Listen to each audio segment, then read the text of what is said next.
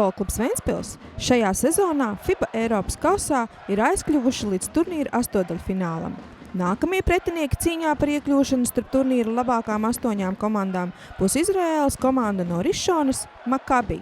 Pirmo spēli ventspilnieki aizdīs savā laukumā svētdien 21. februārī 5:00 vakarā, bet atbildes spēle Rišonā pēc nedēļas 28. februārī.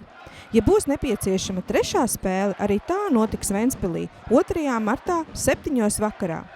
Visas spēles būs iespējams vērot ekskluzīvi Latelekom kanālā Best for Sport. Kristap, mēs aizvadīsim spēli Eiropas kausa astoņdaļfinālā pret Maccabi.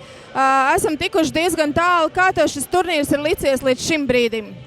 Līdz šim brīdim es domāju, ka ir bijis diezgan pozitīvs mums un, protams, mēs varam spēlēt labāk. Bet ja skatās, kur mēs esam tikuši, kādas komandas mēs esam apspēlējuši, es domāju, ka ir ok. Ko tu zini jau par Maccabi, vai esat jau mazliet kaut ko paskatījušies? Varbūt kādas spēles esi jau redzējis? Nē, tieši skautingu un no treneru puses mēs vēl neesam saņēmuši. Mums bija jāgatavojas Jēkabili.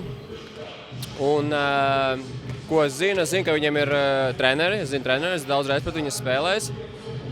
Un zinu to, ka viņiem ir daudz amerikāņu, līdzīgi tā kā Beļģijas komandai. Un viņi spēlēs tādu individuālu basketbolu. Mums būs jāspēlē, jāliek pretī komandas basketbols. Un tad mums, domāju, ir labs izredzes uzvarēt. Tu minēji par komandas basketbolu. Kas vēl ir tāds, varbūt, kas mums ir mazliet jāpamaida, lai tā spēle veiktos labāk? Nu, es to esmu teicis šozonu, man liekas, vairāk kārt. Mums ir tādi kāpumi un kritumi. Tā, augšā, lejā. Tā kā biržā. Un mūsdienu biržā.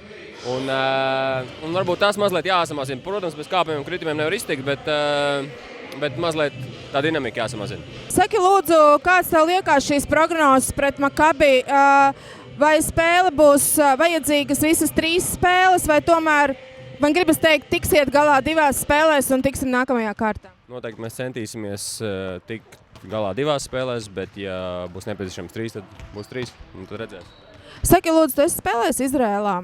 Ir nācies? Jā, esmu vairākas reizes, un pēdējā bija pret Jeruzalemes Hapoeli, jā. Tad jau tev arī viņa publika ir labi zinām. Jā, karstasinīgi ļaudis, jā. Tev būs jāsagatavo komanda šim, jo te ir daudz spēlētāji, kur varbūt to nemaz nav manījuši un jutuši. Nē, noteikti, bet es domāju, tas ir katra basketbolists sapnis spēlēt daudz fanu priekšā un vēl labs laiks nāk klāt. Tā kā es domāju, ka īpaši tur gatavot nevienu nevajadzēs un nekāda papildus motivācija kabatā nebūs jāmeklē nevienam.